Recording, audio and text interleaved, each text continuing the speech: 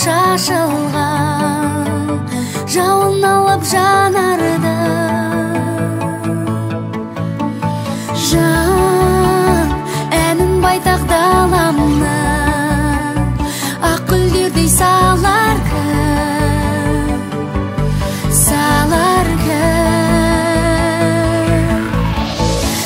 сыңғыр гүлде қоңыраудай күлген сылдыр үнмен жанды баурап бірден ғашықтардың әнін шырқа гүлдер сыңғыр гүлдер қоңыраудай күлген сылдыр үнмен жанды баурап бірден ғашықтардың әнін шырқа гүлдер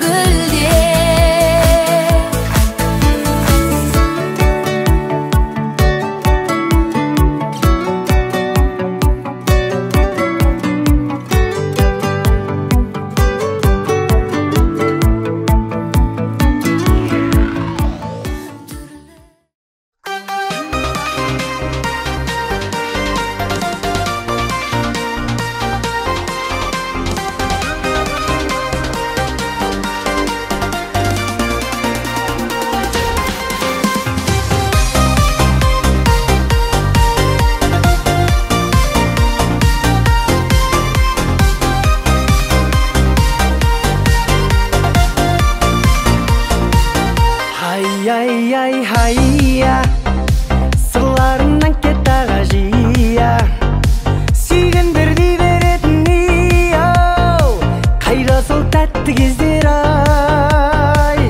hayya қаламнан таусылмайтын сия тамаша біздің ностальгия қайда сол тәтті кездер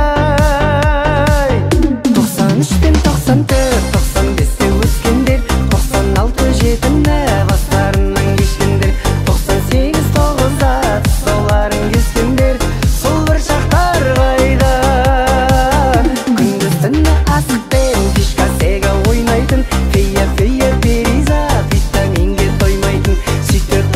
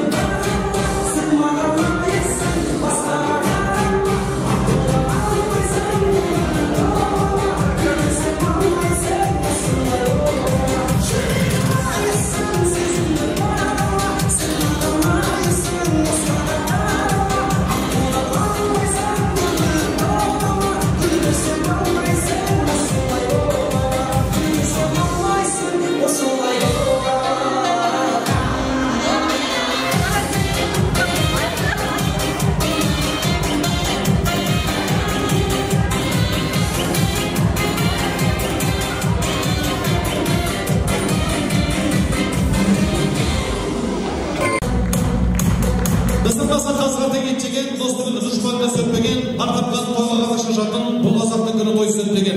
Ассалаумағалейкум ағайындар, жақсылықтың ауылынан беттеген, тойға келген баршаңызға бір сәлем, босағадан арыс қоны кетпеген дегіміз келеді. Мінекей, ондай болса, алысқа ат жіберіп, жақынға хат жіберіп, Алла Тағала бәрімізге 5 күндік өмір берсе, 3 күндік қонақпыз 5 күндік өмір дедім. Мінекей, кеудесінен жаны келгенше сыйласатын, елдің, жұрттың, ағайын туған туыстың, құда жекжаттың басын қосып, жаста болса өздерінің бас болғандығын көрсетіп, бүгін мінекей алдарыңызға далабай дастархан жайып, жақсылығын жария қылған сұңғат бауырымызбен айтадан келінімізге той құтты болсын, шапалақ ұрып қойсаңыздар екен. Той құтты болсын ағайындар. Айтпасақ та айдананың белгілі, мінекей жерге қарайтын жетіл бергенше, елге қарайтын егіл бетіп, алладан тілеу тілейтін қазақ екенбіз қадірлі ағайындар. Мінекей, енді сұңғатымыз бен айданамызға Алла Тағала елге қарайтын Алихандай, Айсұлтандай егіл берген болады, құрметті көпшілік.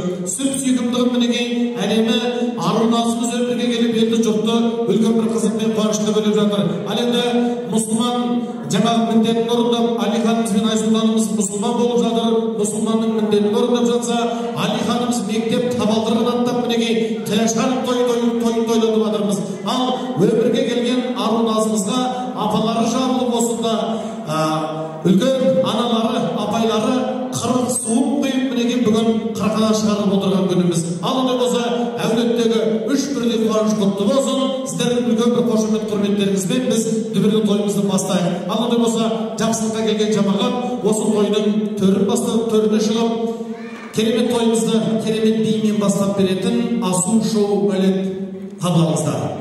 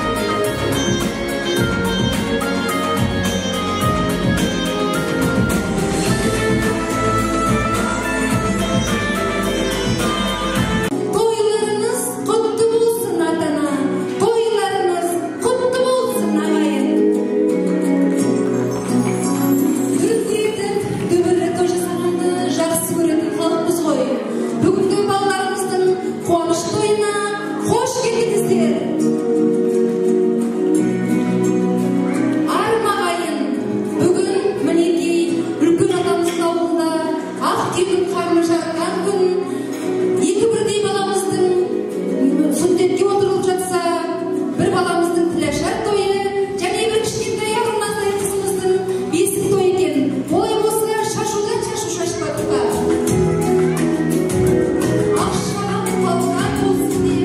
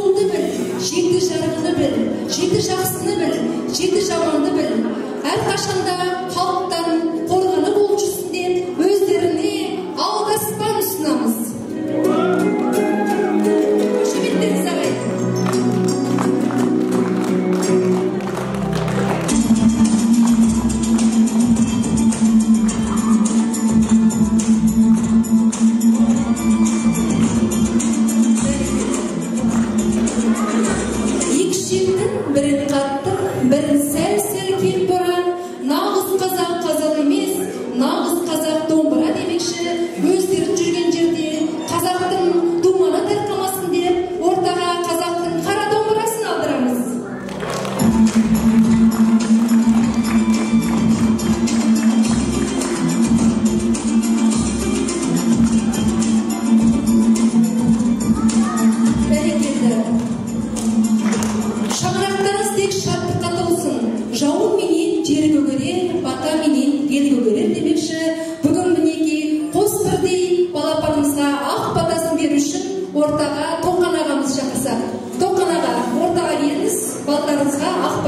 беріңіз. Құда озат болсын, өмір жастар ұзақ болсын. Аумин аға, айтқаныңыз келсін. Күй тартылсын, бәрі ойын ойналсын, ана күліп жақсы күнін ойналсын. Басқа тойды тойламастан тойлама, балалардың берекесі тойлансын. Әр шаңырақта осындай манасын той көп болсын, тойларыңыз той қыласын ағайын.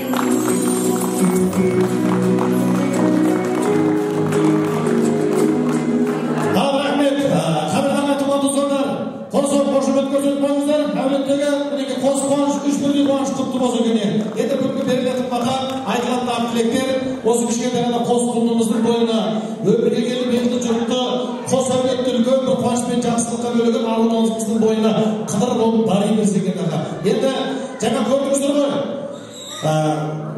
Алиханды Айсұлтанды орнаған келгенде Алиханды білмеймін, маған Айсұлтанның отырған отырысындағы не істейсіңдер, өздерің білесіңдер дейді ғой. Өздерің түсіріп аласыңдар ма, уақытым жоқ деген сияқты отырды бекілі. Мінеки сол баланың жүрісіне қарап, мінез құлқына қарап, сол баланың болашағын байқайтын қазақ екенбіз, қадірлі ағайындар. Сондықтан да еліне қорған болатын осындағы аталарының, апаларының үлкен ақ тілегіне батасын біледі деп мінеки біздің сұхбатпен айтады, өзінің көрегендігін көрсетті. Өздері мінеки той иесі біз істеді. Біз үйленгенде мамам мен папам тойдың иесі болған, ал бүгінгі тойдың иесі біз деді. Міне, сондықтан да қадірлі ағайын туған туысқандар, ұлым түтінім, қызым күтінім, немере бүтінім деген қазақ екенбіз. Сондықтан да мінеки сол Сәбит ағамыз бен Гүлбақыт әдеміздің бүгін бүтінделіп атқан күні. Құдайға тәуба, бір кездерде екі ауылдың арасына алтын көпір салып екенді елдестірген, екенді құраластырған мінеки біздің Сұңғат пен Айдана болса, күні бүгінде мінеки жақсылығы жарасқан, қызығы қырасқан ағайын туған туыстың ортасына тағы да дүбір өтіп той жасап отыр. Алла болмаса сәке, той құтты болсын бүгінгі. Тойларыңыз құтты болсын. Екі апасы қос құда, Құдайға тәуба мінеки. Рахмет аға. Ал енді батырларға көп рахмет. Қазір Құдайға тәуба. Кім айтты ғой? Маған Сұңғат айтты, Құдайға тәуба қазір қызым өмірге келіп үш балалы болып едім, менде жалғыз жүргенді қойдым ғой деді ғой. Құдайға тәуба телеқарателермен жүрем деді аға. Сонда сіздерге көп рахмет. Тарбос Эльман проекттің осындағы қыз жігіттеріне мың алғыс. Рахмет көп.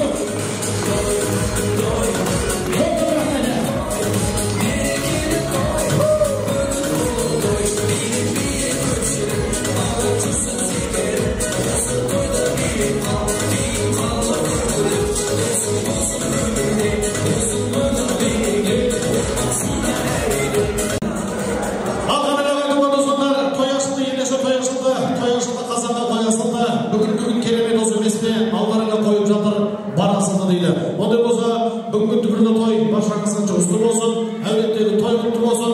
Енді тойдың басында ортаға шығып мінеки тойымыздың жаңағы жайылған ақ дастарханына Тоған ағамыз Елғақи әмин деп өзінің батасын беріп, дастарханның белін ашып берген екен. Ондай болса, алдағы астан дәмнен алып ұшып отырыңыздар. Жақсылық жұғысты болсын баршаңызға ағайын. Алып ұшып отырыңыздар.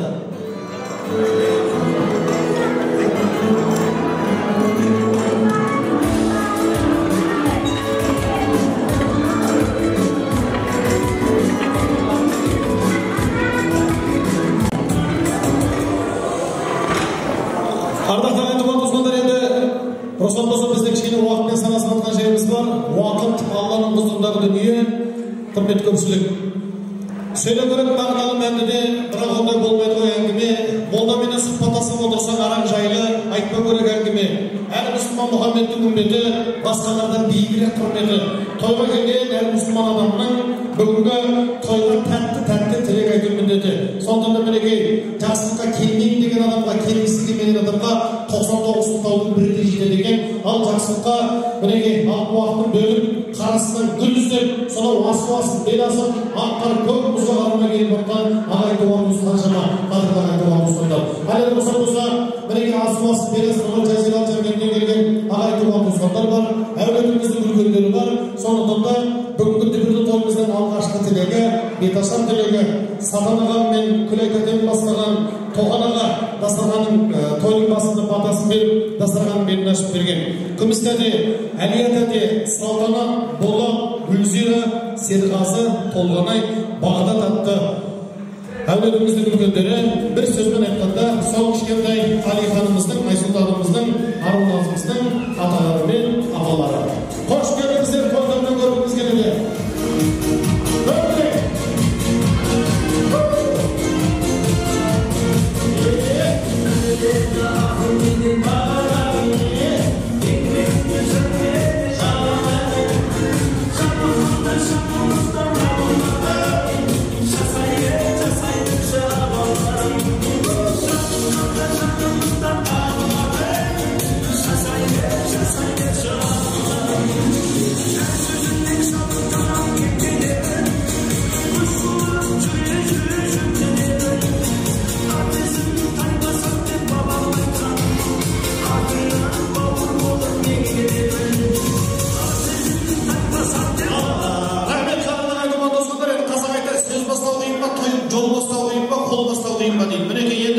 Қол бастаудың езғи, қасқайған жауын керек болса, әрине сөз бастау қиын. Сондықтан да бүгінгі тойдың бастапқы сөзі, бастапқы батасы, алғы сөзі өздеріңізде. Әулеттік үлкендер ортаға қалай шықты көрдіңіздер ғой, әсіресе Жаркентте келген кісілер бейті жібердіңіздер ғой. Шамаға ұрпамыздар, шыққанына айдауан достардан қош келдіңіздер, көргенімізге шын жүректен қуаныштымыз. Ал, кішкене сабыр, тиішім. Сүрекке үндемей түсіп, үндемей кетіп бақы шағын үш. Сули фактлеген дейіз.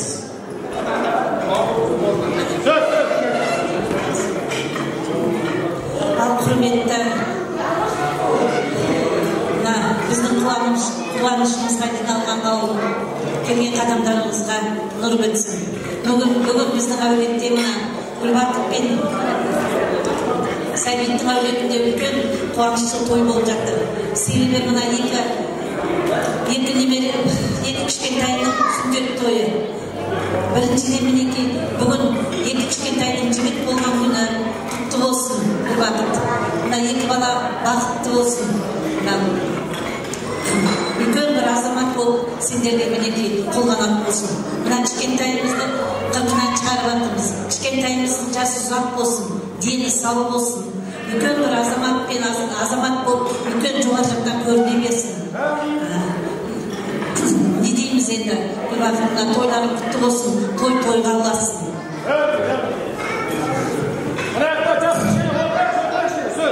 Құрметті қонақтар, қадірменді құдалар, бүгін мінекей біздің әулетімізде бақандай үш тойдың куәсі болып отырмыз.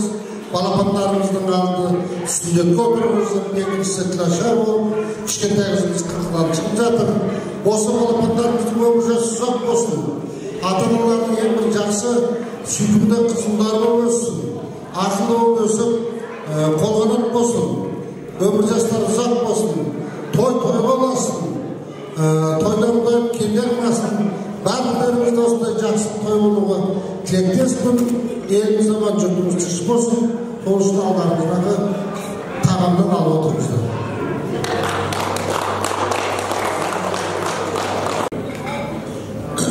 Абдулла, Сәбит, Сымбат, мына той құтты болсын. Мына студенттерге екі кішкентай бала үлкен бір ер азамат бар, өсіп өніп, иман жүзді жігіттер болсын. Мына кішкентай қыздың жаңағы сұлуын еріп жатырken шын өмірге араласа отырған шығарған бақытты болсын. Алла денсаулық берсін. Күлігі тойлары той болсын. Мына екі балалардың студенттермен ер азамат.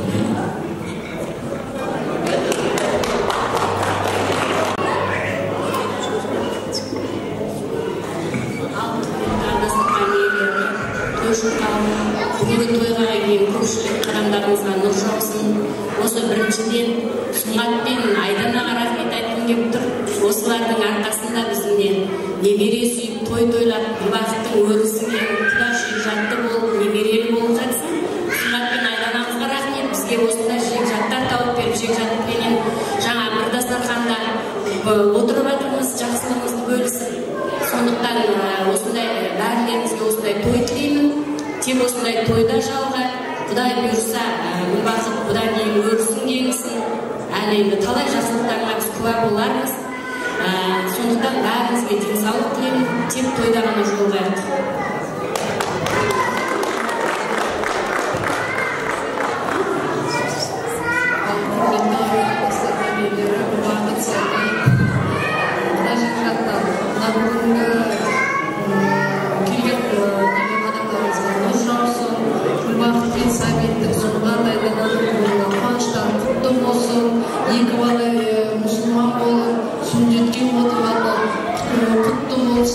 Кішкентай қызымыздың бауыр беріп болсын, дені сау болсын, әрқашанда өстіп тек қана жақсылыққа жастарқандарың жайлы, тек жақсылықпен басымыз қосылай берсін, тойлар боласыз. Құрметті құдағалардың қонақтар келген болғаныңызға нұр жаусын, сәбит Құлбағыр сүндетті құтты болсын, рахмет, бақытты, үлкен азамат болсын.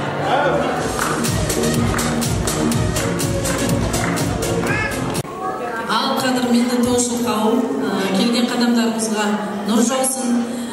Бүгін мінекей Сәбит Гүлбақыт ата-аналық мұсылмандық парыздарынан жаңағы өте отырсында айналайын сұңғат.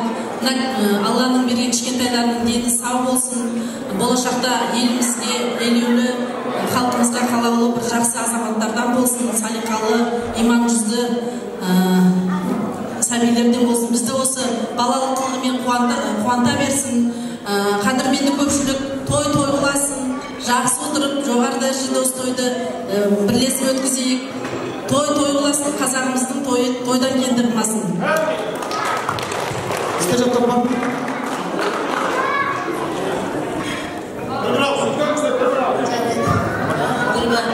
Той қыласын, тойдан кенде болмақтар болыңыз, ері баламыздың сүннеті құтты болып, қыздың қырқысы құтты болсын, осындай өрісін кемейіп, ең биіктірген көндірі, армандарға жетіңдер. Бізде тілеулеспіз. Осы көпшіліктің тілеулес болып, Құдайдың құлағына шалдығып, бір үйлі болыңдар.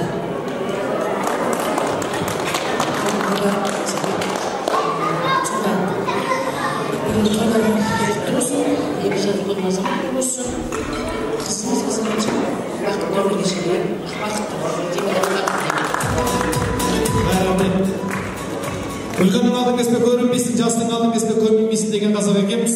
Үлгеннің батаны үлкен бермегендігін берен, мінеке керемет тілек айтып атсыздар, сол керемет тілектеріңіз қабыл болсын.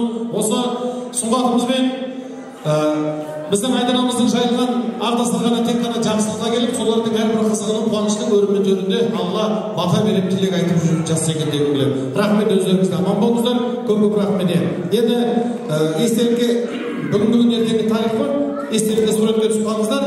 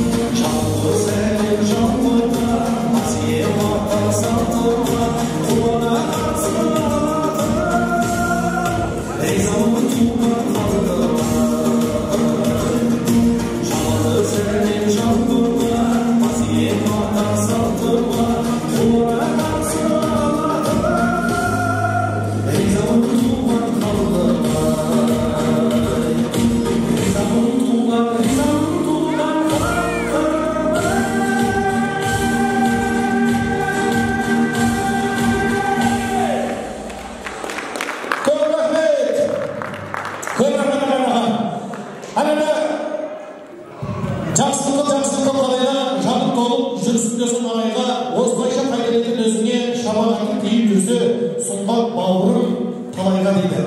Әлемде құрметті жақсылыққа келген жамағат, алла арасында мінездер алып шығып отырыңыздар. Осыны болса, біз осы тойдың төріне, мен жаңа тойдың басында айтып кеттім ғой, кезінде қыз алсын, қыз берісін, маңжылы құда болса, күні бүгінде әрбір қызық қуаныштың арқасында Сәбит көкемізбен осындағы Гүлбақыр әпкеміздің арқасында Құдайға тәуба ағайын туған туыстың қатарынан көрінген осында сол құдалардың көшін бастап келіп отырған Төлебек құда мен Зәуреш құдаға өтіп, ал сіздер қосылсаңыздар осы тойдың төріне маңжылы құдағилар, бір сөзбен айтқанда біздің жаңағы үш кішкентайымыздың Әлиханымыздың, Айсұлтанымыздың, Арулазымыздың нағашылары Төлебек құда мен Зәуреш құдағи бастап келіп отырған Нұрғазы құда, Әлия, Бағдагүл, Серік, Шолпан, Арман, Айдана, Айгерім, Тимур, Айдос, Жансая, Амина, Айбек, Ермек.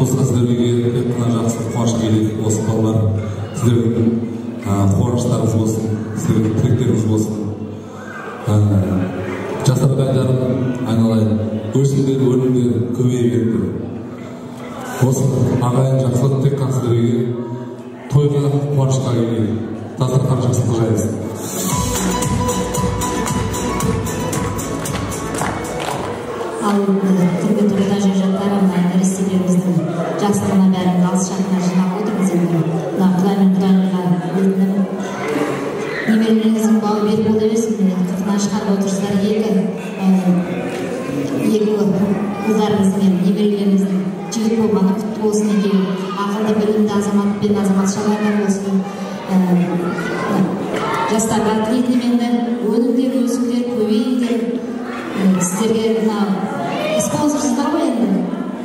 Құдай денсаулық берсін. Отбасыларыңызға береке берсін деймін. Өсіп өніңіздер, үлкендердің жолын беріп, ақшашты ана ақсақалды қарай болып, бақытты өмір сүріңдер. Енді мынада құрметті ағайын, мен асабашылықты айтып жатыр ғой сізге, қайын жұрты шығып билеп шықты деп. Служу қайын жұртымды мен өзімнің туған қайнағам келіп отыр. Мен бір қайнағам аспай отыр. Ал құда-құдағи, мына тойларды төреңіздіңіз, осы балапандарды жақсы осы еліне қуантқанына бәріміз ризашылығымыз мен басылдайын. Тойларыңыз той болмасын.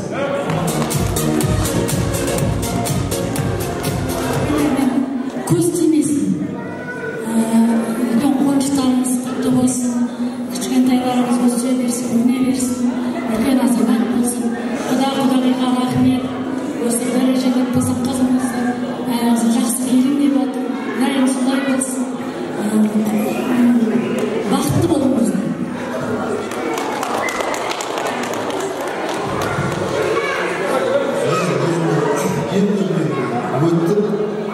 Құрметті қауым, той құтты болсын.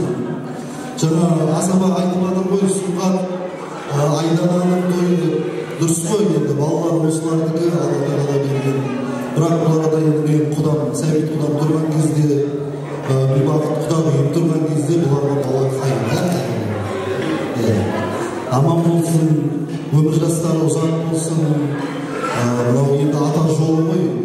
Сүндет отырғызу, оқыту, үйлендіру атаның парызы. Сол парыздарыңнан өте беріңдер. Мынау ер адамның ойында бала өсіру, үй салу, тал отырғызу дейді. Солар енді сол енді баланы өсіріп жатсын, Құдай Алла тағала енді үй салып, тал отырғыз. Соның куәгері болып біз бәріміз жүрейік. Бақытты болыңдар.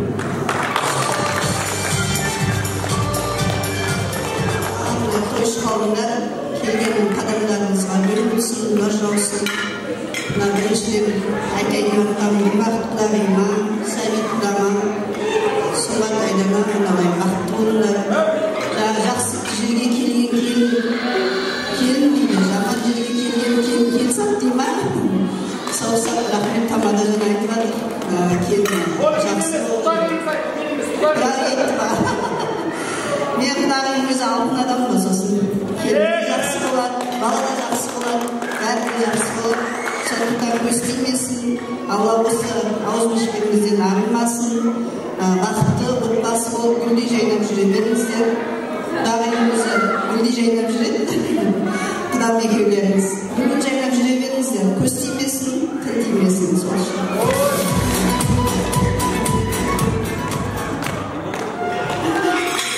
Ал міне бүгін Ақсүйенің қарын жарып жатыр дейді ғой. Бір емес, үш жақсылықтар болып жатыр. Гүлбақыт Құдағиымыз, сәбит құда қуаныштары құтты болсын. Балалар тұсынан келіп отырмыздар, ниеттеріңізде құтты боласыздар. Бәрі құтты болсын. Тилашар тойымыз бар, Сабырқа Байлай Сұлтан. Ол жақсылығыңызда құтты болсын. Кішкентай қаншайымыз дүниеге келіп жатыр. Бауы берік болсын. Балалар бақытты болсын. Осы 10 жылдығымыз арта берсін, құдалығымыз. Жайнап жүре беріңіз. Балалардың ортасында қолыңызды жыл суға малып. Кішкентай семьямыздың атына подаркіміз бар, соны ұсыныңыздар. Рахмет, Тарка. Жастардың.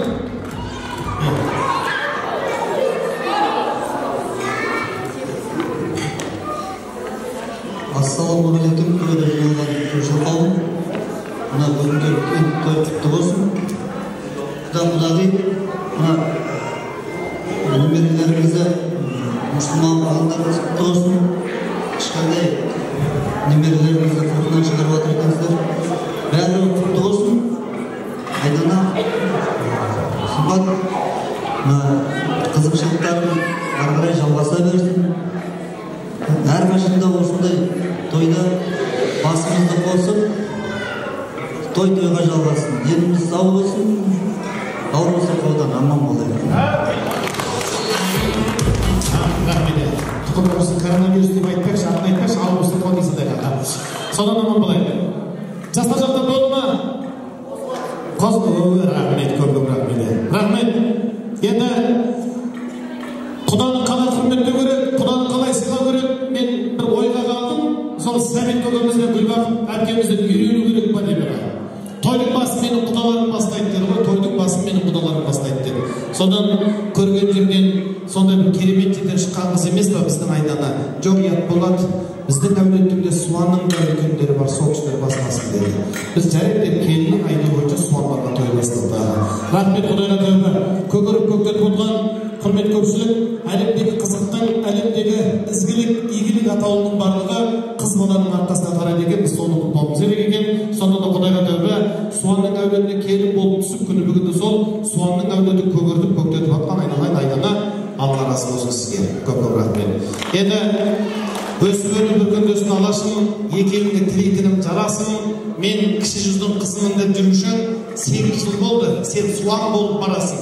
Сен Суандардың елінде қаласың, Қызылордаға 1 жыл, не болмаса 2 жылда бір барасың. Енеңнің айтқан ұласың, күйеуіңмен бірге тұрасың, келін болып кіресің, кемпір болып шығасың.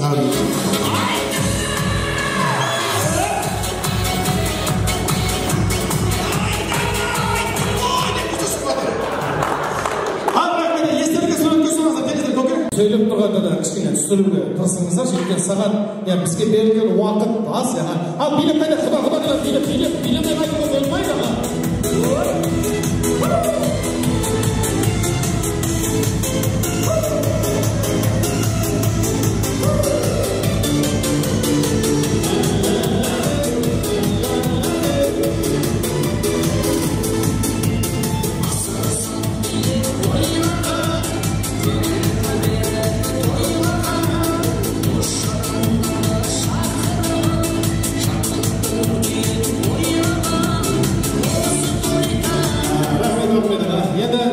Тойымыз кішкене қызсын, одан кейін бидің түбін түсіреміз деп жатыр. Ал енді қазірге осы бір керемет тілектің ізі суытпай алдарыңызға құрмет көпшілік.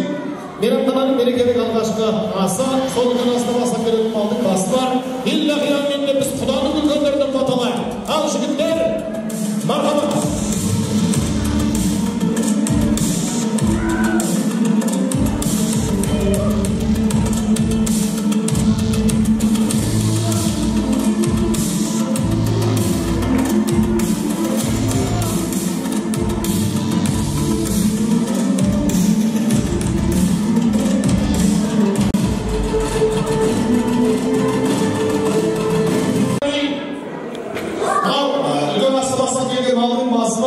Құданың бата беретін асы, әмин.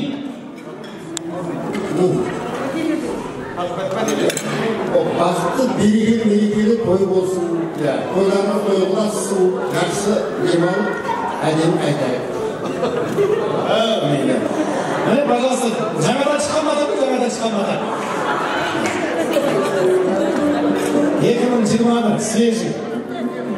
Қазір осы баталар хит болады ғой.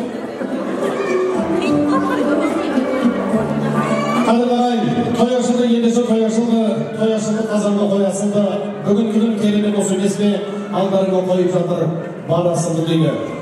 Міне, атаның, ананың, сұңғаттың, Айдананың бар тапқаны, қайырғаны жақсылыққа шашылып, күні бүгінді елдің жұрттың басы қосылған дөбірлі. Той өтуде қызық қуаныш көпті болсын, жақсылықтардан жүрістің осылай кішкене үш.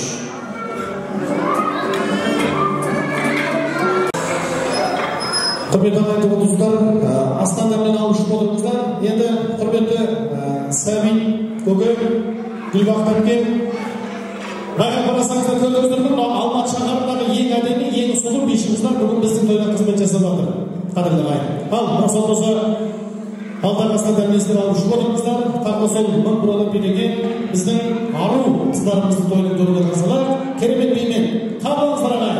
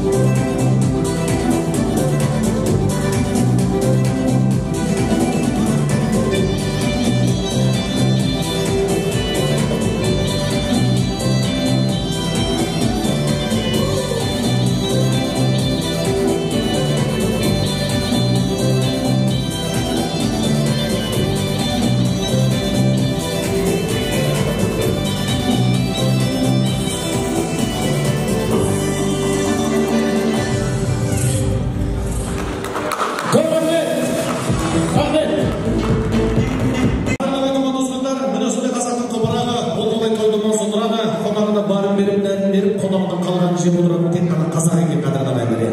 Енді астырған мәселе алып отырыңыздар. Біз енді тағы да дөпелі жақсылықтың өрімен төрін елмен бірге, жұртпен бірге өздерінің жақындығын білдіріп, келіп мінекей тойдың төрін толтырып жатқан осындағы достарды ортаға шақырғымыз келеді. Қазақта бір керемет сөз бар екен: бетіңе қарап күлгенмен емес, қадіріңді білгенмен дос бол дейді. Сондықтан да Сәбит көкеміз бен Гүлбақыр әпкеміздің бетіне қарап күлетін емес, керісінше соғыстардың қадірін білетін жаңа айтты ғой, ағайын туған доспен бірге өздерінің жақындығын білдіретін достар осы тойында. Рұқсат болса, достары Айгүл ханым, Гүлжанат ханым, Эльнура ханым қосылсаңыздар, тойдың төрінде сол аттарға қалған достар, қош келдіңіздер.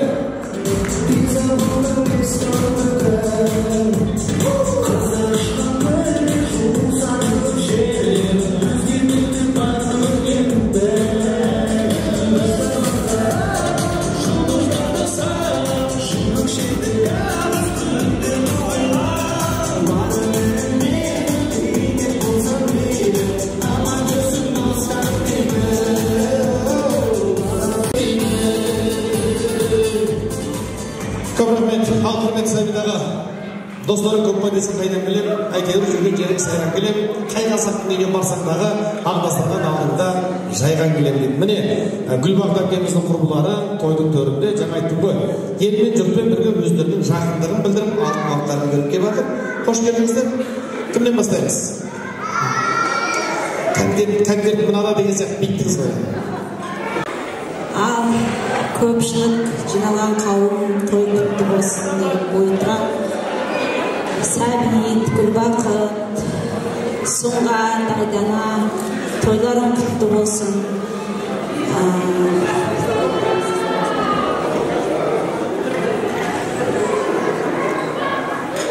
Тойларың құтты болсын. Үш той бірақ жасағатсыңдар. Өзіміздің қазақтың салтын міндетін атқарып, екі ұлтты сүндетке отырғызғатсыңдар. Алихан жігітіміз бірінші классқа барып тілашары құтты болсын. Ал осы дүниеге кішкентай принцессамыз келіп жатыр. Аруназ деген соның бауы берік болсын. Тойларын тойға ұласа берсін. Алихан жігітіміз оқу озаты болып, жақсы оқып, үлкен белестерден көрейік. Тасы жоғарылай берсін, биік шыңдарды бағындырсын. Алихан пысық, Айсұлтан пысық жігітіміз Алиханның бауырының ізін басып, ақылды, саналы, иманды жігіт болып өссін. Ал кішкентай принцессамыз әдемі, тәтті қылықтарымен қуанта берсін. Шаңырақтарының ешқашанда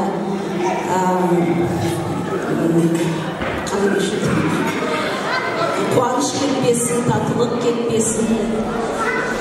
Сендерге тілейтін тілегім, зор денсаулық тілеймін.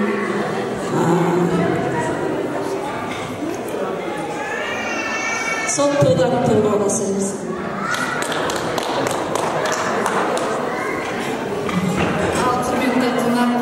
Бүгінгі мына жақсылыққа жиналып отырған Гүлбақыр мен Сәбиттің қуанышына жиналып отырмыз. Барлықтарыңызға теңдеріңізге саулық, осындай жақсылықтар шында сыйлы болып жиналып жүре беріңіздер.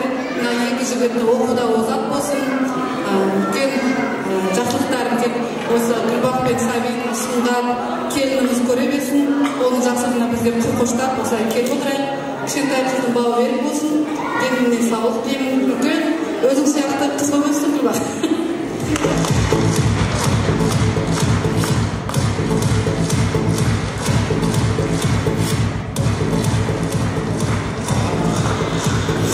Рахмет. Ана кісі кетті. Сізге кеттіңіз. Жоқ, ескі сөйлетіп тұрған жоқ, кім керек істеп тұрады сен? Как-то ренжіп кетіп бара жатсақ дейді ғой. Келіңдерші бар деп жатырмыз. Келіңіз тұр, хотя бы суреткесіз сөйлемесеңіз де. Келіңіз сен.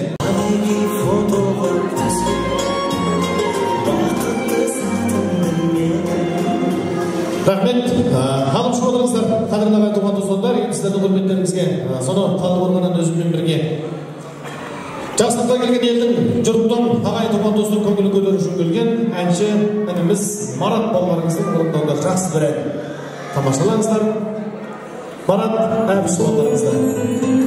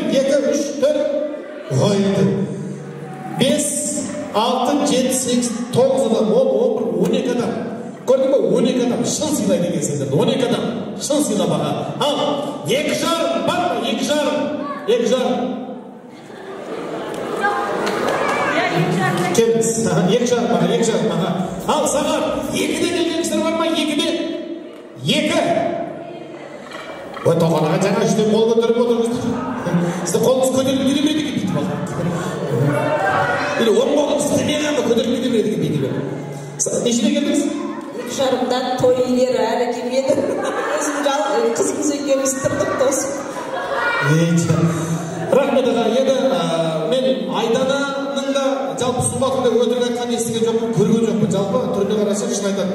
Тур екі жарымда келдің ба? Жабағылы, екі жас, есімі? Гүлжанат ханым, қосылай қадырлағандарға.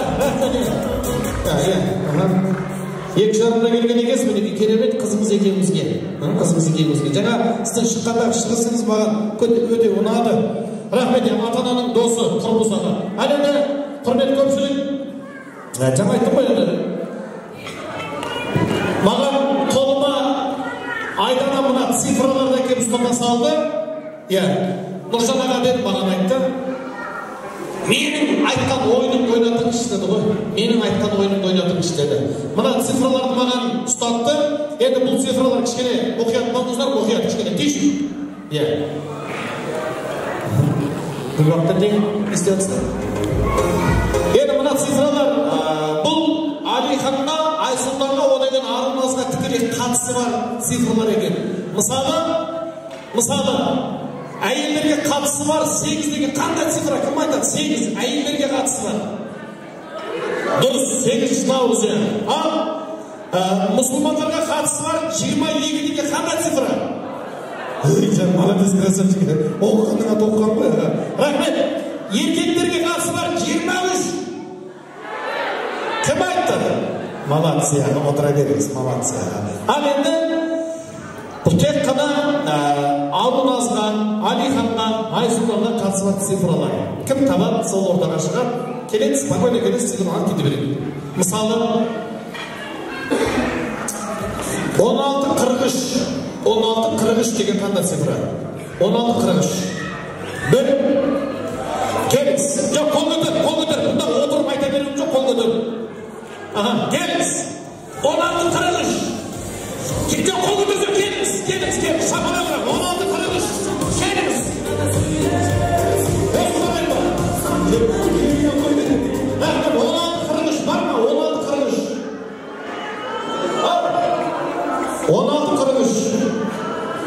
Таппадыңыздар ма? 16-43. Келіңіз. Келгізіңізші, қол көтерме.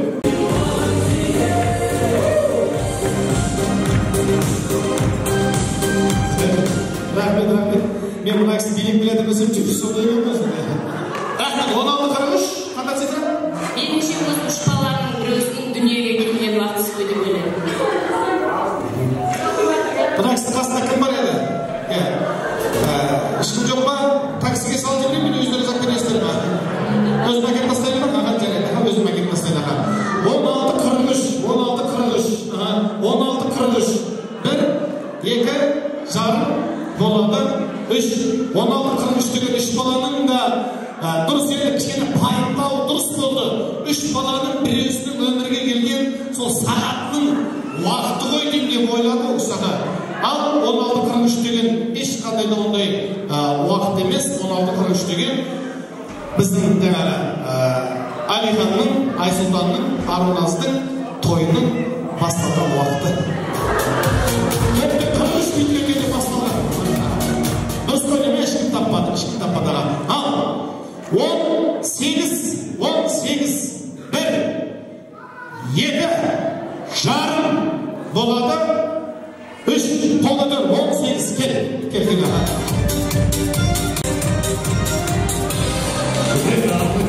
Сен есім билеп жүгіргісің бе?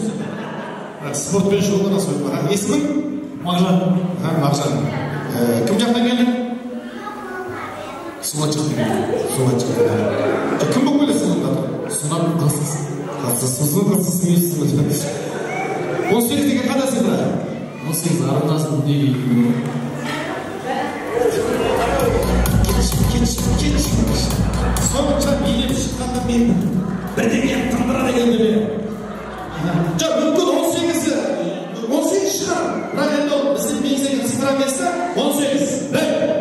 Бар ма? Тағы да таппады ма? 2 жарым болады. 3. Келіңіз. 18 бар ма? Анекс қамай, келейден тұра, өзі барайын ба? Жоқ, қол көтер. 18.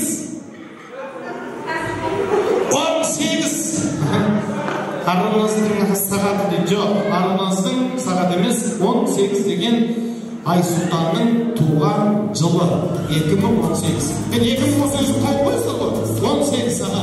15, 1, 15, 2. Рахмет, келіңіз. Есіміңіз? Айдана. 18 деген 15 сәтпен сұрасам ба? Дұрыс! Айғаның туған жылы. Шапалақ қондырға. 53, 1,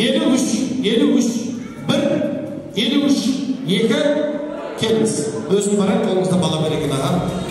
53. Мен ойлады, анасының туған несімен. Аяғының размері деп өзі атасының. Атасының аяғының размері дейді аға.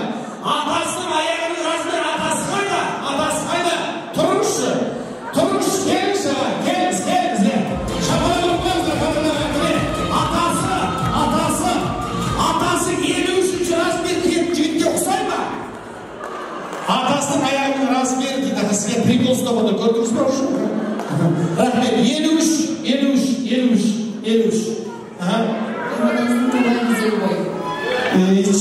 Жүз көз барып кетейін таксын мен аға. Шапалақ қойыңыздар, Арылмаздың туған кезіндегі бойы, дұрыс, Арылмаздың бойы. Бойының өлшемі. Сондай әрек тапқанда мынаны беріп өзін тұрмасын ба? Тағы да бер, бірдеңе бер тағы. Бер тағы да бірдеңе қосып бер. Яппамасын бер.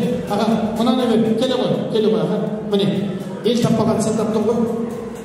Молодец аға. Ал, 83, 1, 83, 2, қол көтер. Мамасының туған жылы деп көзіңізді аға. Сәбиттің әйелінің туған жылы деп көзіңізді. 83, 1, 83, 2, 83, 2 жарым, 83, келіңіз.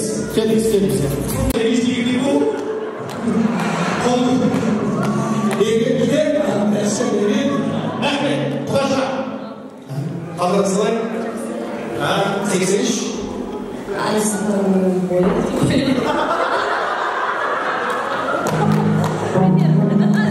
Айсұлтанның бойы дұрыс емес. Рахмет. 83 бар ма? Достар егер бір білсем достар біледі ғой деп ойлай. Достар шығып көрсен аға. Вариант бар деді, айтып көрейшін, расқошын. Өзін шығып батымызды шыға берсе аға. 83 үстіңіз мұқым ода айтып көзе. Хасен оралда 83. Шағына Хасен оралдай үйдің нөмірі ғой, дұрыс. Шағына орай қабылдағанына. Молодец, екінші қабылдыры бағым жатырға. 3,650. Келіңіз аға. 3,650. Құрысы. Оны көбінесе ер азаматтар білмейді. Менің өз 6 балам бар, 6-ның да салмағын білмейді екен. Салмағы былай дұрыс туған күндерін ұмытып қалған ғой мен аға. Оны әйелдер ғана жатқа біледі екен. Шағына қарай, дұрыс, туғандағы салмағы.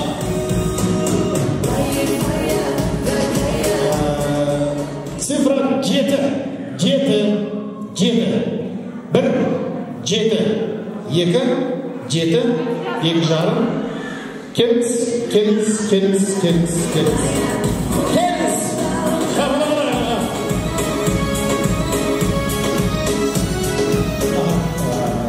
Кім болып білесіз?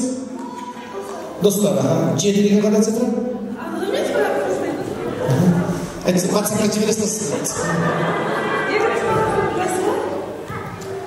Келіңіз бар ма? Емамшы? Әйеліңіз емамшы? Жібере бермеңіз қайта.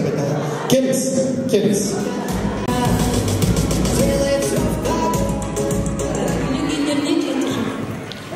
Onu айтсам.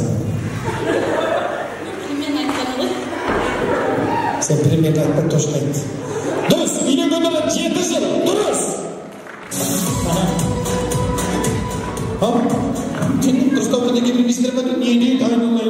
Берсекте жақпайсың әйтеуір. Рахмет. 80, 1, 82, 83. ешкім таба алмайтын шығар. Тойға шақырылған ағайын туған туыстың саны 80 адам келді. Рахмет. Ең соңғы цифра 81. 81 адам шақырғанбыз, негіз басты деп тұрсаң шақырсын тоған ағайын. 81, қандай цифра? 1, 81, 2, 81, бар ма? Шық соңдыға. Шық шаға. Рахмет. Есімім? Айдос, достарынан келіп отырсың примерно, аға. 81 қандай цифра? Тамадан. Дұрыс! Тамадан туған жыл екен 81. Тамадан тескілі. Оны қайдан біліп қойды сен? Оны қайдан білдің? Ау? Сам придумал, да? Сам подумал, да? Шағаланып қойыңыздар. Дұрыс, өте дұрыс, аға. Рахмет. Еще Сұлтан, еще бір 2 мың теңге емес, мен ақшамнан қысқартып қаласың, 2 мың теңге емес па? Шапалағын қойыңыздар, мен табамай шығар деп байта салып едім, ана 81 тауып қойды. Дұрыс, шапалағын қойыңыздар. Молодец, дұрыс, ақшалай 2 мың теңге сыйлайды. Дұрыс, шапалақ қойсақ қой, аға, берге қой деп жүрмесін, аға. Ақшаны көрсек қойсақ, ақшаны, дұрыс. Мен табамай шығар деп 81 деп қойсақ, аға. Ал, рахмет, қадірлаған туған туысқандар, көп рахмет. Енді біз ойынды әрмен қарта жалғастырамыз. Ал қазірге тілек көпте кетпейді, бата көпте кетпейді, жақсы адамның қасынан жақсылықтар кетпейді. Ақ тілегін ақтарса ағайын туған туысқандар Алихан, Айсұлтан, Арулас көгереді, көктейді. Ондай болса елдің керемет тілегіне, көпшіліктің жақсы бір ниетіне кезек берейік. 3 ағайынды жігіттің арасында малы бар, 2 ағайынды жігіттің келе қарсы жалы бар, жалғыз басты жігіттің шығар шықпас жаны бар дейді. Мінеке біздің Сұңғатпен Айдана жалғыз болса аты шықпай, жаяу болса шаңы шықпай жүрген жандардың қатарынан болар еді. Құдайға тәубе, елі бар, жұрты бар, ағайын туған туысы бар. Мынау атасыз ата болатын, батасызға бата болатын, біздің Сұңғатпен Айдананың жел жағынан жота болатын осында бауырлары бар. Сол бауырларды мен ортаға шақырайын. Мақпал, Әлібек, Бақыт, Серік, Сәуле қосылсаңыздар аттарына бауырлар.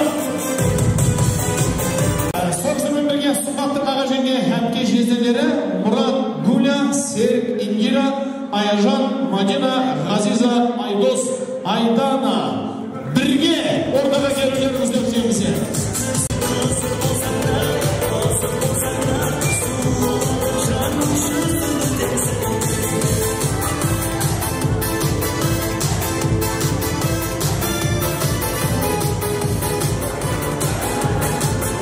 Мақпал, Әлібек, Бақыт, Серік, Сәуле бауырлар бірге ортаға.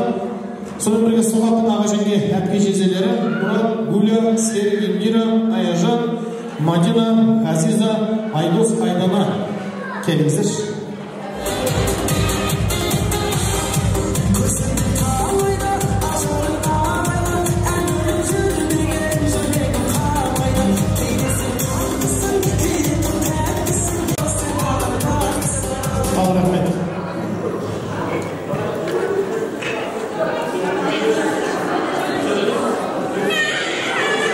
Gözüm hasta benim oğlum. Ассалаумағалейкум. Бүгін тойға жиылған қауым, құрметті қонақтар, құда-құдағилар. Бүгін Нұрбақыт жеңгем мен Сәует бауырымның шаңырағында бүгін тойы бар. Нәрестелерінің сүндеттеп азамат болып кішкентай нәресте өмірге келіп Аллахтың өзі назар түсіп тұрған қуанышқа толы күндер болып отыр бүгін. Аллах Тағала шаңырақтың әркез береке берсін. Осы көріп жатқан кішкентайларының Аллах Тағала ұмыржасын ұзартсын. Аллах Тағала қай кезде де осы шаңырақта тек жақсылық, қуаныш тойлар болуына нәсіп етсін. Барша айтылған дуа тілек шығып жатқан осы үйлеріңізге тілектеп Аллах Тағала қабыл етсін.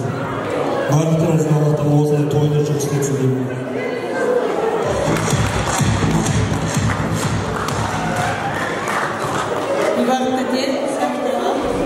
Жасап жатқан тойларыңыз құтты болсын. Кішкентайларымыздың дені сау болсын, бақытты болсын, ер азамат болып, осы халықтың қалауы азаматтар болып өсіп, дендері сау, рахмет жасап жатқан тойларыңызға әрқашан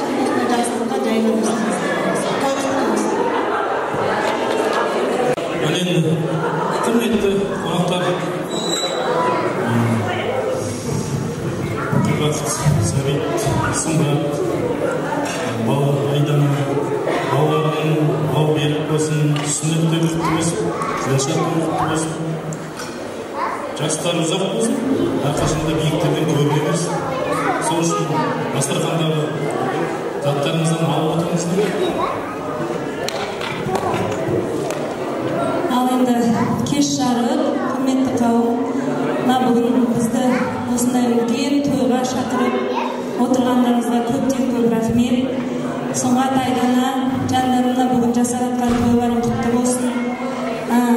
Бір емес, 3 қуаныш бүгін 3 балапанның тойы болып жатыр. Сол тойлары құтты болсын, жасаған аттаған қадамдары құтты болсын. Бірі мұсылман болып жатыр, бірі мектепке барып жатыр. Кішкентай ханшайым 40-нан шығарып жатырсыздар. 3 үлкен қуаныш болып жатыр. Шаңырақтарыңызда тек қана осындай қуаныш болсын әрқашан. Ең бастысы ауырмасын балапандар. Үлкен денсаулық тілеймін. Не демейді, шақырғандарыңызға көп рахмет. Осы шаңырақта тек қана той болсын. Осылай тойда ғана басымыз қосыла берсін. Сәбитаға бір вақты бөлімі немерелесін. Тойы құтты болсын, денесі сау болсын. Иманды ибалы кішіпейін. Үлкен азаматтар болсын, халқы сыйлайтын. Денесі сау болсын. Аллах Тағала екеуін бақыт берсін. Өстіп әрдайым тек қана жақсылықта кездесін. Дастархандағы жақсылықта жайылсын. Еліміз, жеріміз тыныш болсын. Әрдайым өз тойларының Аллахтан насып етсін. Ал енді тойға жиналған құрметті қонақтар, келген қадамдарыңызға гүл бітсін. Бүгін әпкеміз бен жездеміздің шаңырағында үлкен той болып жатыр екен. Ақтүйенің қарны жарылып, сіздерге де осындай той тілеймін, қуаныш тілеймін. Мына ұлдарымыз, қыздарымыз бүгінгі қуаныш иелері Қазақстанымыздың менмін деген азаматтарының қатарынан болсын. Дендеріне саулық тілеймін, отбасыларыңызға амандық тілеймін. Бәріміздің үйімізде осындай той болсын, қуаныш болсын, жақсылық болсын. Мына кішкентай қызымыз Айжұлдыздың ән шашуын қабыл алыңыздар.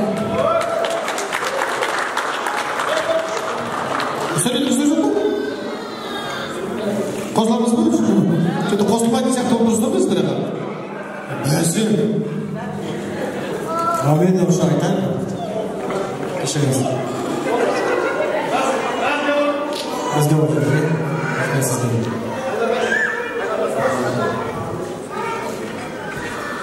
Сегодня знаменательный день.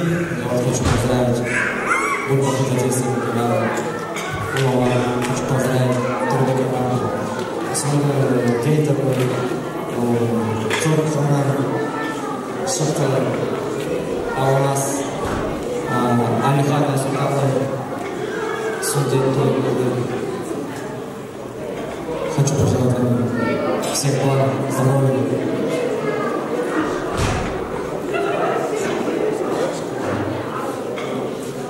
Что можно пожелать? Здоровья, крепкого, всех благ, счастья, добра, мира,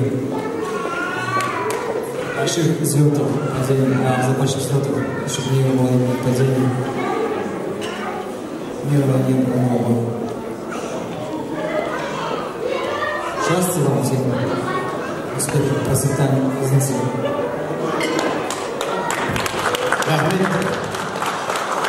Байды жететін мұратқа, кедейді жетер мұратқа, қосуға қағай, Әлібек деген мұратқа. Рахмет.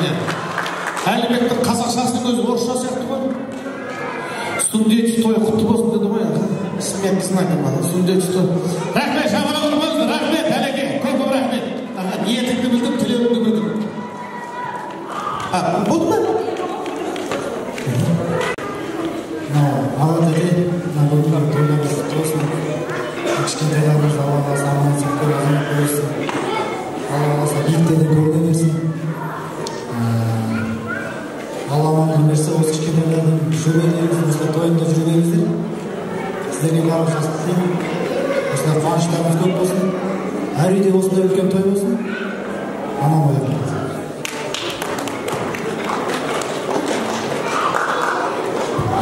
Тезде тойларыңыз құтты болсын, дастархандарыңыз берекелі бола берсін, жақсылықтарға жайылсын, балапандарың дені сау, аман есен, үлкейе беріңіздер, өсе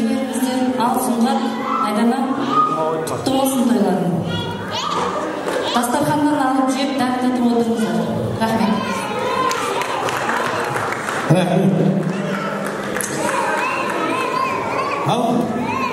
kelin bu da kelin ekan bilib turib bitmagan so'zim gapmaydi.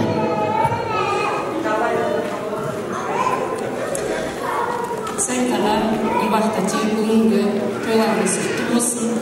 Uylaringizda ulkan mereke Alloh taolo sizlarga o'smar quvonchli kunlarni berib o'tir ekan.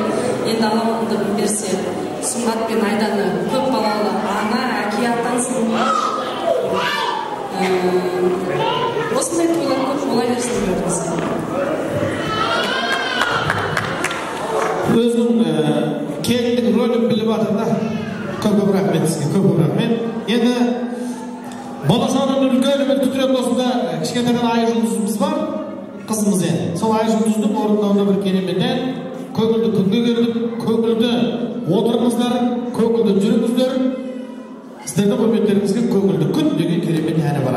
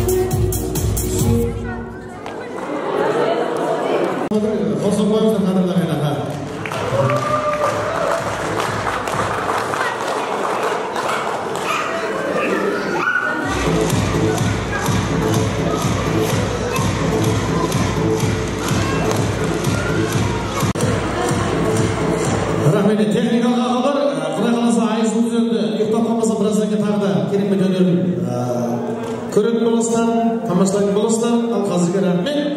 Тоса қойыңыздар айжымызға.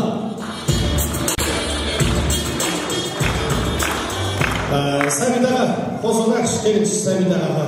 Рахмет. Гүлбақтан келіңіз. Келіңіз, тойдың төріне шабыларын қойыңыздар. Енді жаңа тойдың бастапқыда өте керемет айтты. Менің құда мен құда үйін тұрғанда бұларға бала қайда, бұларға той қайда, қызық қайда, қуаныш қайда.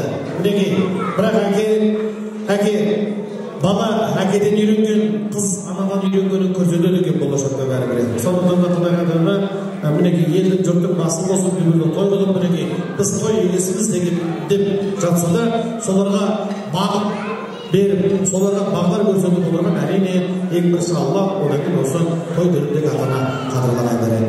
Енді чекш, тиіш. Аға, кішкене аға, кішкене Ал есаптарыңызға дайындап жатырсыз. Тойды орында жоқ, басқа жерге барып отырсаңызшы. Тойдың басы халалдау болып басталып еді, кішкене. Айналайын сымбат, айдана әкең мен анаңның ысынды, сендер үшін көз білмеген түн ішінде. Аштыр, адал ұсын ақтау үшін жетпейді жиған алтын күмісінде. Бағым тауып батасын ала алмасаң, алға қадам баспайды бірісінде. Өлгеннен соң жылқы сойып керек жоқ, тауық сойып бере алмасаң, тірісінде деген қазақ екенбіз. Сондықтан той сендердікі өздерін жасап жатсыңдар деп сендердің сырттарынан спонсорлық көрсетіп жатса да, ең бірінші балаларының бақыт үшін әуелі Алладан бедел сұрайтын ата-ана екен. Уақытша жазда, қыста, көктемде, уақытша жауған жаңбыр көктемде, уақытша бағынатын бастықта, уақытша жалындаған жастықта отыратын жоқ жеріңді барғылып тек қана ата-анаң мәңгілік дейді. Мінеге осы сендер үшін Сәбит көкемізбен Гүлбақыт әпкемізден басқасының бәрі уақытша дүние, басқасының бәрі уақытша, осылар ғана мәңгілік екен. Сондықтан да мінеге міндетті түрде қабыл болу үшін болса, соның бірі ата-ананың балаға деген тілек екен, дұғасы екен. Сондықтан бүгінгі той қаншалықты екеулігі болса да, солардың сыртынан мінеге Алладан бедел сұрап, солардың сыртынан дұғасы отыратын. Той төріндегі қадірлаған туған Сәбит көкемізге Гүлбақыт әпкемізге той құтты болсын, шапалақ ұрып қойыңыздаршы қадірлабай. Той құтты болсын.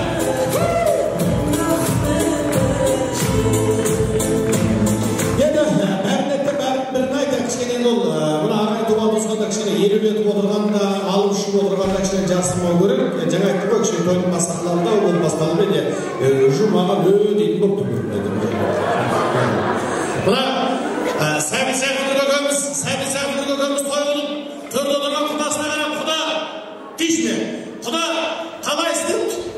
Құда жол бойы құдалыққа келетін кішкене 100 грамдатқан, кішкене қызықпаса керек, орнынан әрең тұрып, нормальный депті. Құда ағып отырсы ба десе, ағып отырым депті. Жоқ, емей дейді, ішіп отырсы ба десе, ішіп отырым ба депті. Құда не ішіп отырсы десе, кәниян ішіп отырым депті. Құдағи ішіп отыр ба десе, ішіп отыр депті. Құдағи не ішіп отыр десе, құдағи менің қаным ішіп отыр деп айтады дейді. Сондықтан да тойға қызыға қуанышқа келген ағай туған туысқандар, алып ішіп кішкене көңілдірек отырыңыздар. Енді әулеттегі ең бастысы той құтты болсын. Енді мінеге әулеттегі үлкен қуаныш шыны кереге. Енді мен жаңа барлық цифраны айтып, бұнда 3 деген цифраны айтпаппын. 3 қандай цифра? Жоқ, ол еще тем более ақшаны үйреніп қап болды, отыра береға. Ақшаны ба, кел аға, міне, сол қол көтермеген ақшаны маған, приз алмаған аға. 3, бірақ мен есімін, Абзал 3 деген қандай цифра? Айдана мен сұхбатын үйлеген. Көтеріп апарайынсам атымын. Рахмет. Жоқ, енді ол дұрыс шығар, 3 деген цифра. Жоқ, басқаша. Енді біздің меңзеген цифра басқаша. 3, 1, 2, жарым, 3.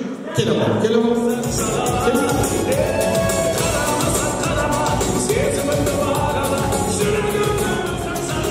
Сен шыққан жоқсың ба жаңа?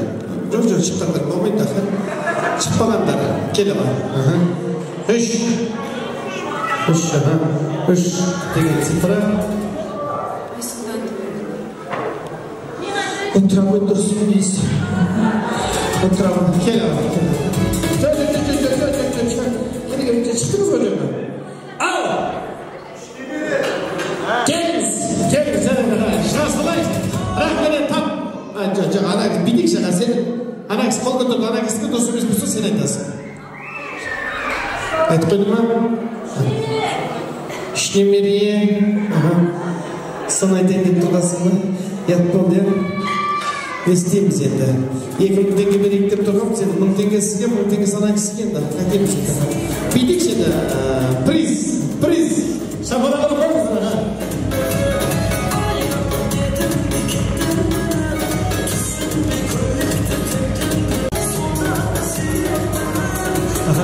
Рахмет, келіңіз я. Өте дұрыс. Сіздің жауабыңыздан дұрыс я. Сіздің жауабыңыздан дұрыс. Бірақ енді кішкене тәртіпті бұзып қойдыңыз екен. Рахмет, біз дегеніміз соны ескертіп, сондыға шыққанда бұдан дегеніміз сыйлық беру керек сізге. Рахмет. Ал тойларыңыз құтты болсын. Қайықты той иелеріне тағы да бір қошемет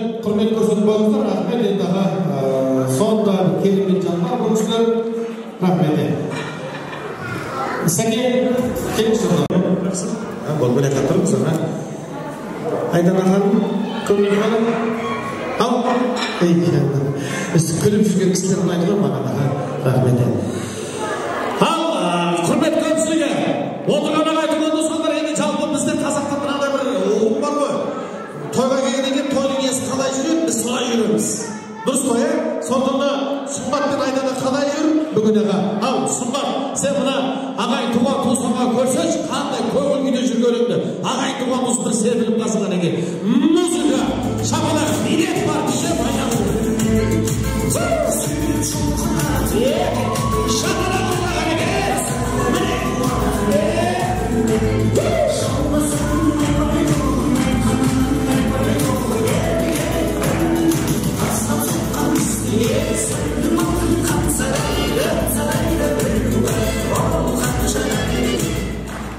Бірақ енді үйде әйел адам күлмесе бір түрлі болып тұрады. Қазақта сөз бар, әйел күлсе,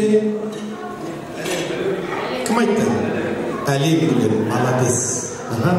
1000 теңге балансына салып жібереміз. Әйел күлсе, әлем күледі дейді. Сондықтан мен жалпы өз басым күлген әйел көрсем қуанамын. Күлген әйел көрсем қуанамын. Неге?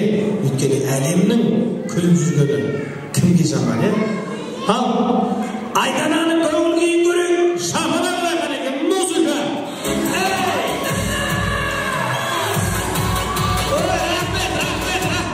Рахмет Айданаға саған күл деген жоқ. Биле, сен прикос, деп аға. Ал шапалақ, музыка. Кеттіге.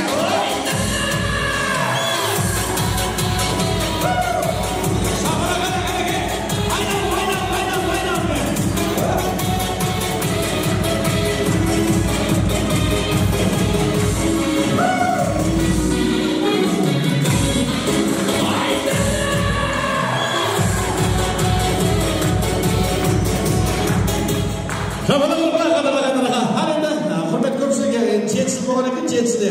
Жетісілдің ішінде кімнің сөзі өтімді? Жетісілдің ішінде айтшы, кімнің сөзі өтімді? Сұңғаттың. Сен айтшы Сұңғат, кімнің сөзі өтімді? Көрмесін екен. Енді леті көтсі сөйтіп қоясың ғой, көрмесін мен айтқан болады деп қоясың бірақ. Ана үйге барған чек көшені бейтіп барады екесің да, бейтіп үйге көргенен бейтіп барады екесің. Еркектер жібегі сақа. Ал, рахмет. Сөзің өтімді бола берсін, Сұңғат. Сөзің өтімді бола берсін. Күйеуінің сөзін қандай әйел өткізеді, ақылды әйел өткізеді. Сондықтан мен құдалар ортаға шыққанда көрдім, керемет жерден шыққан. Қыз бен ата, анаң құда болған екен. Сондықтан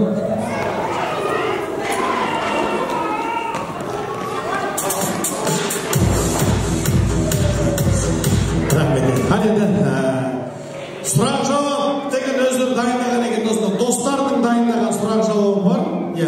Сізге 3 сұрақ, сізге 3 сұрақ. Қиыннан бастайын ба, оңайдан бастайын ба сізге? Сізге қиын. Кеттік аға. Сізге қиын.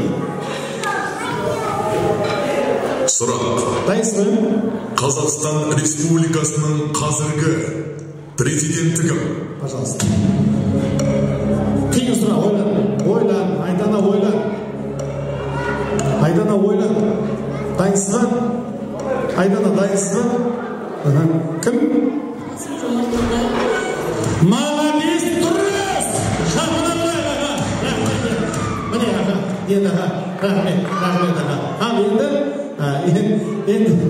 енді саған өтті оңай сұрақ қой аға. Жаңа сізге сөзіңіз өтімді, сол ақылды дегеннен кейін аға. Ал, шапалақ аға. Сұрақ. 1211 жылы Қазақ хандығына шабуыл жасаған, Моңғол жасағын басқарған әскердің оң жақ қатардағы 3-ші салттағы моңғол батыры кім? Пожалуйста. Өте оңай. Пожалуйста, кім? 1, 2, жарым, 3. Білмейді. Үші үйді басқарады, үші менің сөзім өтімді дейді, үші білмейді. Рахмет. Бірде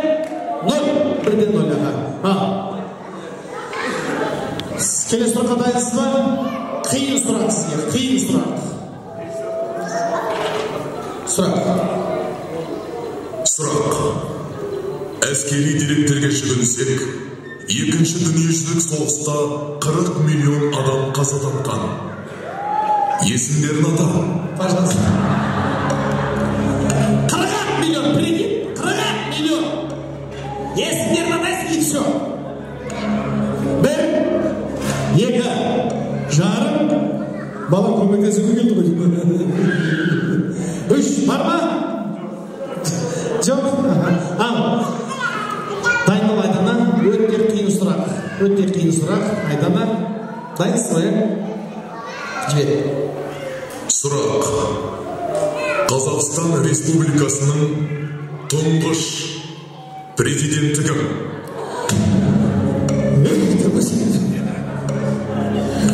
Айдана, ойласай кішкене бүйтіп аға.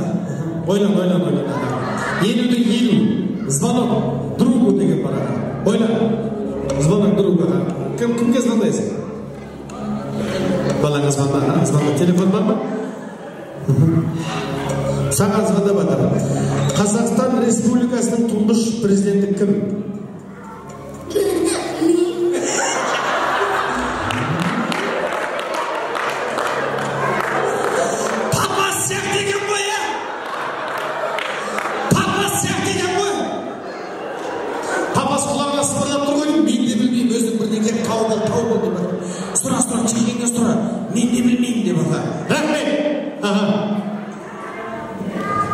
Сұрақ қойып барсың ойнап жүрген.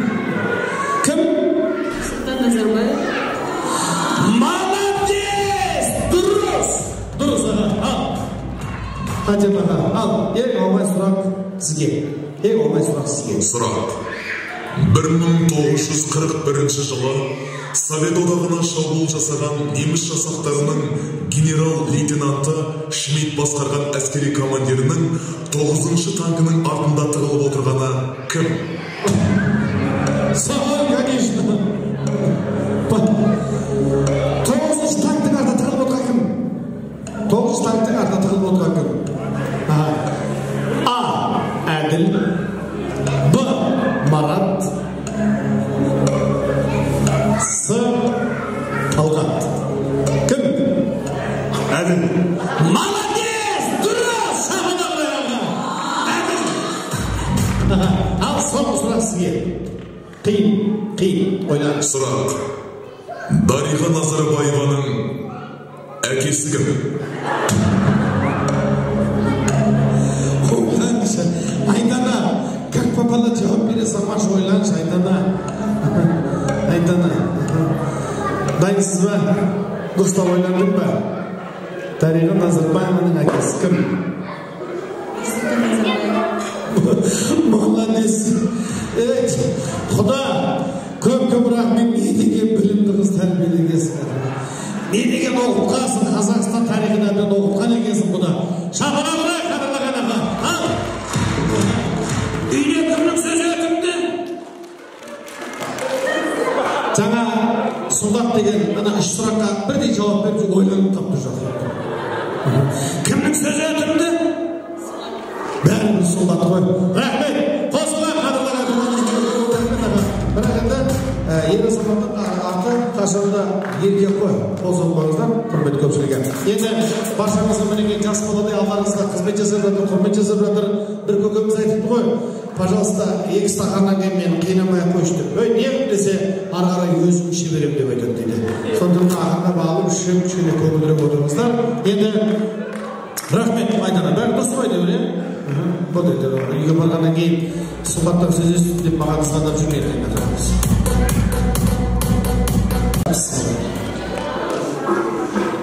Құрметті ағайын туысқандар, қазақ жақсылықтары мектеп соларына бәрінен бұрын жүрдік дейді. Енді мінеке өмірге осы 2 ұл бір қыз келгенде де өздері ырымдап, кіндік әкесі осы кісілер бос екен, осы кісілер сияқты бос екен деп өздері ырымдап қойған болатын. Сонда да сол ырымдап қойған кіндік әкелер, кіндік шешелер бүгін міне тойдың төрінде құрметті қонақтар, жөні бөлек, жолы бөлек сол кіндік әке, кіндік шешелердің тойдың төрінде қасында шаға. Абзал Айнұр, Маржан, Нөндір, Еркебұлан, Айдана.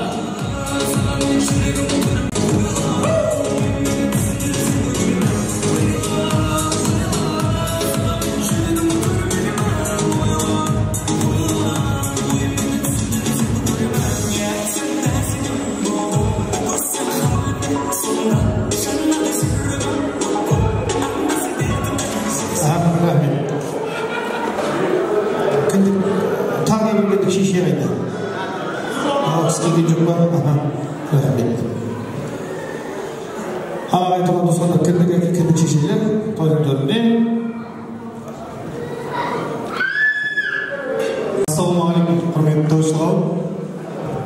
Бүгін Алланың қалауымен Аллаға шүкір Алихан, Айсұлтан, аралас қыздарымыздың, балаларымыздың осындай үлкен қуанышына жиналып отыр. Құрметті аға тәте, мен осы Сұңғат пен Айдананың үйлену тойынан бастап өзім ұл жолдас болып, маған ұл жолдас бол деп, өзі Сұңғат қолға салған. Сол күннен бастап міне Құдайға шүкір барлық қуаныштарына бірге бөлісіп, әрқашан бірге келе жатырмыз.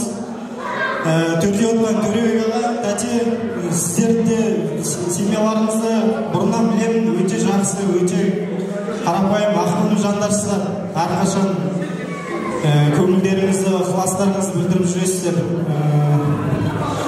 Ниеттілеймін, барлық айтылған тілектер қабыл болсын, осындай тойлар көп болсын. Сіздер аман болыңыздар, үлкен кісілер, үлкен аға тәтелер. Құдай қалап, бізде сіздер сияқты осындай үлкен төрден орын алып, Айлихан, Айсұлтандарымыздың сіздер немерелерін шөберек сүйіп, сондай күнге жете берейік. Еліміз аман болсын, әр семьяда тек қана той болсын, қуаныш болсын. Сол қуанышқа тойдан тойға аман есен жете берейік. Барлықтарыңыз осы аман болыңыздар.